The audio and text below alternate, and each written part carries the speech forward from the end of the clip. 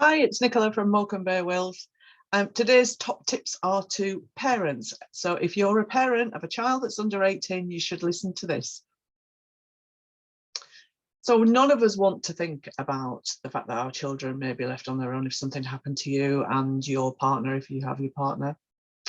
But the reality is it does happen. And you can take steps to make sure that through all of the emotional turmoil that your kids may go through, you can make it easier for them. So I think the first thing that everybody should do is make a will which names legal guardians. So you may think, well, if something happens to us, then my mum will look after the kids, or my husband's father will look after the kids.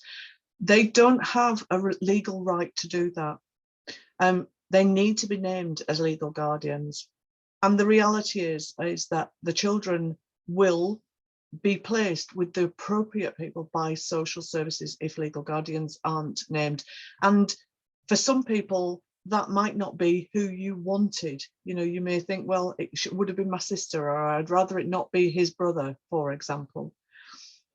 But if something does happen to you, then social services have a duty of care to your children to make sure that they are placed with the most suitable people, and that might not be in agreement with what you think. So there are cases, and have been quite a few, where your children are taken into care, into foster care, whilst those decisions are being made. And the reality is that that could have been resolved really easily by you making a will, stating who you would like to be guardians, and that then becomes a legal position. So for the sake of your kids, if for that one reason, then just make a will. But there are lots of other things that you can do to protect your children when you do have a will. So the first one is to place money in trust. So children can't inherit money until they are 18. And that's because legally they are not allowed to give a receipt for that money. So you can actually allow your nieces, your nephews, your grandchildren, your children to have money before the age of 18, but only if their guardians or the people who are looking after that money can give a receipt. So what you basically do is you're placing the money into a trust. Your trustees, normally the people who are looking after your will, but you can choose others, will be the people who will look after the fund, and at their discretion they will then be able to release money until the age of 18, until for their maintenance and for their education. So perhaps maybe making a regular monthly payment to their guardians. They can also, if you choose to in your will, hold on to that money until the age of 21, 23, 25, so perhaps when they've come out of university.